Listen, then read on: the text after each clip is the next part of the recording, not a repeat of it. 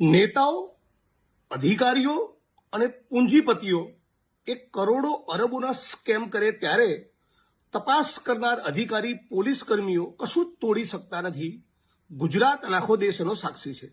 પણ એક સામાન્ય પરિવારનો કોઈ દીકરો હોય, કોઈ દેવી પૂજક, કોઈ ઠાકોર, કોઈ આદિવાસી, કોઈ દલિત, કોઈ મુસ્લિમ, કોઈ રાવણ, તો પોલીસ એની સાથે અમાનવી રીતે વર્તે એનો એક વધુ કિસ્સો પ્રકાશમાં આવ્યો છે.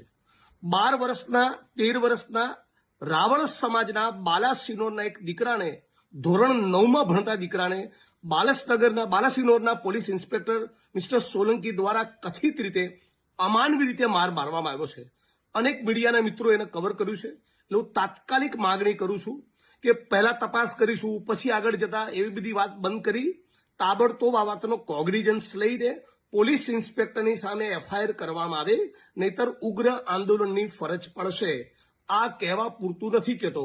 અને રાજ્યના તમામ નાગરિકોને 6.5 કરોડ જનતાને કહું છું, હવે તો તમે માનો છો ને કે આપણે એક સુરે કહેવું જોઈએ કે 13 વર્ષના રાવણ સમાજના દીકરાને મારનારા આ પોલીસ ઇન્સ્પેક્ટર અને એની સામે જે પણ સામેલ હતા એ બધાના પટ્ટા ઉતરી જવા જોઈએ. જો નહીં ઉતારે રાજ્યની પોલીસ તો અમે હાઈકોર્ટ અને સુપ્રીમ કોર્ટ સુધી લડીશું, પણ છોડવાના નથી.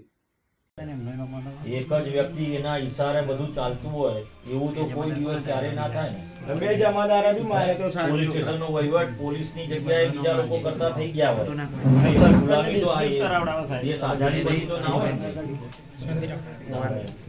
બેન આટલું બધું પાવર કરે, પગ ઉપર મૂકીને છોકરાને માર્યો, એનો ઇન્ટરવ્યુ તમે જુઓ. હજુ પોલીસ કોઈ એક્શન નહીં લીધું. આ 1 સેકન્ડ ના થાય કે આની ઉપર સસ્પેન્ડ થવા વાર કેટલી લાગે. અને એને છાવરવા માટે એના સરપંચને પ્રેશર કરે પોલીસ, પીઆઈ સરપંચને પ્રેશર કરે, એના મા બાપને પ્રેશર કરે.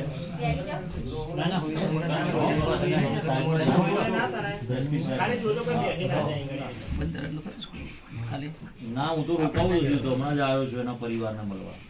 શું ઘટના બની છે? ઘટના એવી બની છે કે લીંબોજ માતાના મંદિરે મારો છોકરો ગયો હતો કચરો પોતો કરવા, અને ત્યાં ચોરી થઈ છે.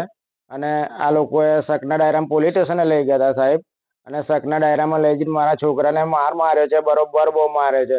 હાથમ માર્યો છે અને પગમ માર્યો, બરોબર માર્યો, અને ચામડા નીકળી ગયા, અને એનાથી ચલાતું બી નહીં સાહેબ. અને તમારથી આ કોઈ વિડીયો જોવે એ સાહેબ સપોર્ટ કરજો અને મારા છોકરાને ન્યાય અપાવજો, એટલું કરજો મારે સાહેબ, ન્યાય અપાવજો સાહેબ.